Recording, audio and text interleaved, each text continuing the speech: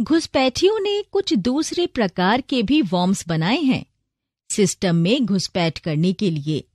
वे त्वरित संदेश और चैट रूम के जरिए काम करते हैं। सच में? मतलब चैट रूम या किसी को त्वरित संदेश भेजते वक्त या प्राप्त करते वक्त हमें काफी सतर्क रहना चाहिए। बिल्कुल राजेश, मैं तुम्हें इस तरह के वर्म्स के बारे में और जानकारी देती हूँ। त्वरित संदेश और चैट रूम वर्म्स उपयोगकर्ता की चैट रूम प्रोफाइल या त्वरित संदेश प्रोग्राम की संपर्क सूची का उपयोग कर इन्फेक्टेड वेबसाइट्स का लिंक भेजते हैं। इन वर्म्स और ईमेल्स वर्म्स में काफी समानता है। हालांकि उनकी एक कमजोरी है, वो ठीक एक ईमेल वर्म्स की तरह काम नहीं करते। वो किसी सिस्टम में घुसने की कोशिश कर सकते हैं, पर इंटरनेट बंद होने पर नाकाम हो जाते हैं। इंटरनेट की जरूरत के मुताबिक ऐसे संदेशों को प्राप्त करने वालों को अपनी निजी जानकारी भेजना जरूरी होता है। अगर निजी जानकारी ना दी जाए तो ये वर्म्स सिस्टम में घुसपैठ नहीं कर पाते।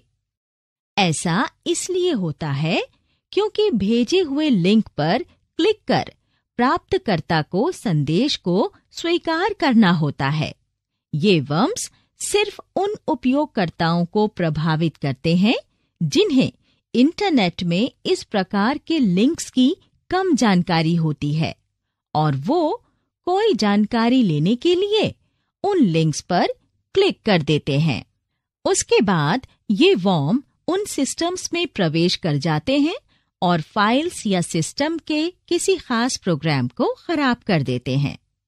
एक दूसरा खतरा यूएसबी ड्राइव या जिसे पेन ड्राइव्स भी कहते हैं, उसके उपयोग से है। इन उपकरणों में वायरस या वर्म्स होते हैं जो सिस्टम के लिए खतरनाक होते हैं। शायद तुम्हें पता नहीं होगा, पर 2009 में सबसे विख्यात वर्म्स में से एक कॉन्फिगर नाम का वर्म बनाया गया था। ये वर्म यूएसबी ड्राइव्स के जरिए ही विंडोज सर्वर सेवा में पहुंचकर फैलने लगा। अच्छा, उनसे कैसे बच सकते हैं? यूएसबी तो हमेशा प्रयोग करते हैं। वर्म्स की हकीकत जानने के लिए जो सिस्टम में घुसपैठ की कोशिश करते हैं, जानना जरूरी है कि उन्हें निष्क्रिय कैसे कर सकते हैं। सबसे पहले यूएसबी डिवाइसेस के लिए स्वचालित कार्यक्षमता को निष्क्रिय कर दो। उसके बाद जैसे ही आसानी से वो ऑनलाइन उपलब्ध हो जाएंगे, तुम नेटवर्क की खामियों को ठीक कर सकते हो। तो नंदिता मैम, वर्म्स के बारे में इतना ही है जिससे सतर्क रहना है। रुको, और भी हैं। ट्रोजन हॉर्सेस के बारे में कुछ पता है राजेश? कंप्यूटर में ट्रोजन हॉर्सेस वो क्या होते हैं मैम? ट्रोजन हॉर्सेस की उत्पत्ति ग्रीक पौराणिक कथाओं से हुई है। इंटरनेट ट्रोजन हॉर्सेस के बारे में समझने के लिए तुम्हें ग्रीक पौराणिक कथाओं के इतिहास के बारे में संक्षेप से जानना होगा। ठीक है, तो इन पौराणिक कथाओं के बारे में जानते हैं। ये ग्रीस की एक खूबसूरत महिला जिसका नाम हेलेन ऑफ ट्रॉय था, उसका इतिहास है। उस पर कई राजा एवं राजकुमार अपना दावा जताते थे। संक्षेप में बताती हूँ, जब ग्रीक्स ने ट्रॉय पर अधिकार करने की कोशिश की तो उन्होंने लकड़ी के एक विशाल घोड़े में कुछ सैनिकों को बैठाकर उसे प्राचीर के सामने रख दिया। इस घोड़े के जरिए किले में घुसने की योजना थी। ट्रॉय के सैनिक अनजाने में उस लकड़ी के घोड़े को किले के अंदर ले गए। उसके बाद घोड़े के अंदर मौजूद सैनिकों ने किले पर धावा बोल दिया और राज्य पर अधिकार कर लिया। इस मालवेयर को बनाने में इसी चालाकी का इस्तेमाल किया गया और उसे उपयुक्त नाम ट्रोजन हॉर्स दिया गया। सिस्टम में प्रवेश मैलिशियस सॉफ्टवेयर से ही हो सकता है और इसे ट्रोजन हॉर्स कहा जाता है। पहली नजर में ये काफी उपयोगी सॉफ्टवेयर लगता है, पर एक बार कंप्यूटर में इंस्टॉल या शुरू होने के बाद भारी क्षति करता है। बेकसूर उपयोगकर्ता इसे खोलने के जाल में फंस जाते हैं, क्योंकि उन्हें लगता है कि वो एक वैध स्रोत से प्रामाणिक सॉफ्टवेयर या फाइल्स प्राप्त कर रहे हैं। जब ट्रोजन सिस्टम में सक्रिय हो जाता है तो कई प्रकार की मुसीबतें और दूसरी गतिविधियों से फाइल्स को मिटाने और सिस्टम में संग्रहीत सूचना को बर्बाद करने जैसे गंभीर क्षति कर सकता है। कभी-कभी उनका उपयोग कंप्यूटर में पिछला दरवाजा बनाने के लिए होता है, जिससे हमलावर सिस्टम में घुसपैठ कर सकें।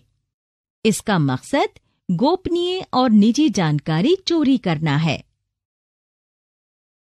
हालांकि वायरस और वर्म्स के विपरीत ट्रोजन्स ना ही खुद की नकल बनाते हैं और ना ही किसी फाइल को इन्फेक्ट कर खुद को बढ़ाते हैं। धन्यवाद मैम। अब मैं समझ गया हूं कि सिस्टम में वर्म्स के खतरे से कैसे बचना है। मुझे खुशी है राजेश, तुम सिस्टम की सुरक्षा से संबंधित कुछ भी पूछ सकते हो। ट्रोजन हॉर्स वायरस सिस्टम को कैसे प्रभावित करता है? कई तरीकों से राजेश। चलो, मैं ट्रोजन वायरस के काम करने के कुछ तरीकों के बारे में बताती हूँ। एक black door Trojan infected computer में गलत कार्यों के लिए हमलावरों को दूर से ही अधिकार देता है। वे गलत इरादों वाले हमलावरों को इन्फेक्टेड कंप्यूटर में गलत काम करने का हकदार बनाते हैं। वो फाइल्स को भेज या प्राप्त, मिटा और शुरू कर सकते हैं, डेटा प्रदर्शित और कंप्यूटर को रीबूट कर सकते हैं। हमलावर बैकडोर ट्रोजन्स का ज्यादातर उपयोग इन्फेक्टेड कंप्यूटर्स के समूह में घुसपैठ के लिए करते हैं, ताकि वो एक ज़ॉम्बी नेटवर्क या मैलिशियस बूटनेट निर्मित कर सकें और आपराधिक उद्देश्यों में इसका इस्तेमाल कर सकें। एक्सप्लॉइट ट्रोजन का दूसरा प्रकार है, जिसमें मैलिशियस कोड या डेटा होता है जो किसी इन्फेक्टेड कंप्यूटर के कमजोर सॉफ्टवेयर या एप्लीकेशन पर हमला करता है। पीड़ित के सिस्टम में प्रवेश के लिए हमलावर रूट किट्स बनाते हैं, पर वो अपनी उपस्थिति या गलत कार्यों को पहचाने जाने से छिपाते हैं, ताकि इन्फेक्टेड कंप्यूटर में बने रहें और अपना काम करते रहें। ट्रोजन बैंकर ट्रोजन का एक प्रकार है, जिसे उपयोगकर्ता के बैंक खाते, ऑनलाइन बैंकिंग सिस्टम और ई-पेमेंट गेटवे के जरिए डेबिट या क्रेडिट कार्ड की जानकारी हासिल करने के लिए बनाया गया है। ट्रोजन डी-डोसर सेवाओं को इनकार करने और पीड़ितों के वेब एड्रेस को इन्फेक्ट करने के मकसद से बनाए जाते हैं। मालवेयर प्रोग्राम पीड़ित के इन्फेक्टेड कंप्यूटर से कई फॉर्म भेजता है और दूसरे कई इन्फेक्टेड कंप्यूटर्स को मिलाकर एक नेटवर्क बनाता है और हमलावरों को पूरी ताकत के साथ लक्ष्य वाले एड्रेस तक पहुंचाता है, उनके इनकार के बावजूद भी। ट्रोजन डाउनलोडर्स, जैसा कि नाम से लग रहा है, हमलावरों ने इसलिए बनाया ताकि लक्षित पीड़ित के कंप्यूटर में मैलिशियस प्रोग्राम्स के नए संस्करण को डाउनलोड या इंस्टॉल कर सकें। हमलावरों के ट्रोजन ड्रॉपर को बनाने का मकसद ट्रोजन्स या वायरसेस को इंस्टॉल करना और मैलिशियस प्रोग्राम्स की जांच में पकड़े जाने से बचना है। ज्यादातर पुराने एंटीवायरस प्रोग्राम्स इस ट्रोजन के सभी तत्वों को स्कैन नहीं कर पाते हैं। ट्रोजन फेक एवी एक एंटीवायरस सॉफ्टवेयर की तरह काम करने का दिखावा करता है। साइबर चोर लक्षित उपयोगकर्ता से पैसे हासिल करने के लिए इनको विकसित करते हैं और बदले में वो खतरों की पहचान करने और उन्हें हटाने का दिखावा करते हैं, पर वो खतरे असल में होते ही नहीं हैं। ट्रोजन गेम थीफ के मुख्य शिकार ऑनलाइन गेम खेलने वाले होते हैं और इसका पहला उद्देश्य उपयोगकर्ता के खाते की जानकारी चोरी करना है। ट्रोजन IM प्रोग्राम्स मुख्य रूप से Skype, Facebook messenger, ICQ, MSN messenger, Yahoo pager, AOL और दूसरी साइट्स पर उपयोगकर्ता के लॉगिन्स और पासवर्ड्स को हासिल करता है। ट्रोजन रैंसम पीड़ित के कंप्यूटर में डेटा से छेड़छाड़ के लिए बनाया गया है ताकि सिस्टम ठीक तरह से काम न करने पाए और उपयोगकर्ता कुछ डेटा का उपयोग न कर सके। तब अपराधी डेटा में प्रतिबंधित प्रवेश की अनुमति और कंप्यूटर की कार्यशीलता को फिर सही करने के लिए पीड़ित से फिरौती की मांग करता है।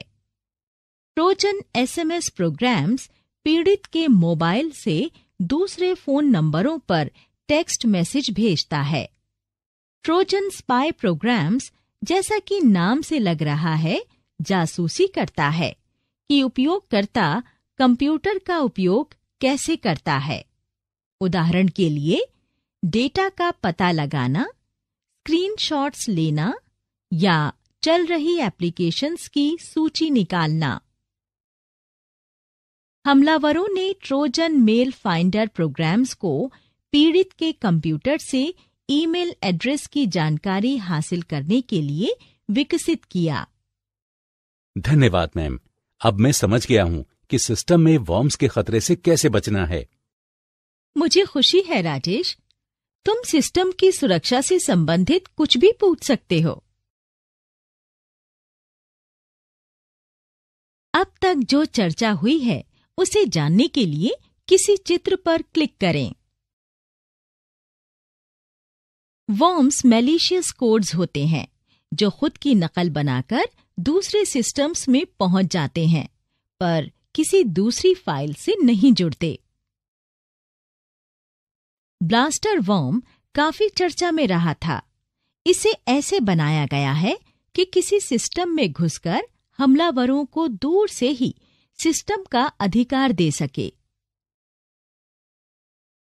सेसर वर्म को जर्मन कंप्यूटर साइंस ने तैयार किया था।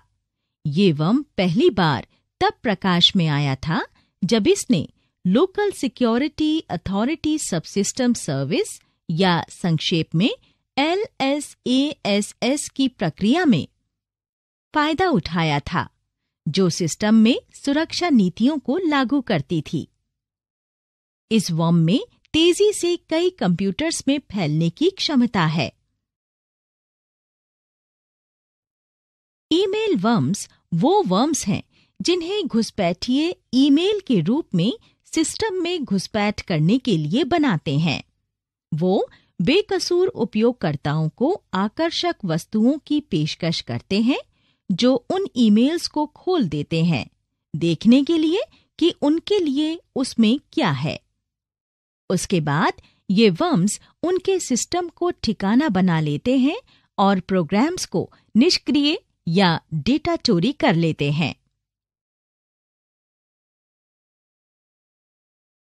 वर्म चुपके से साझा फोल्डर में गैर संदेहजनक नाम से खुद की नकल बना लेता है। जब साझा फोल्डर से कोई फाइल डाउनलोड करता है तो अनजाने में वर्म को भी डाउनलोड कर लेता है। ये वहां भी खुद की नकल बना लेते हैं और ये प्रक्रिया चलती रहती है।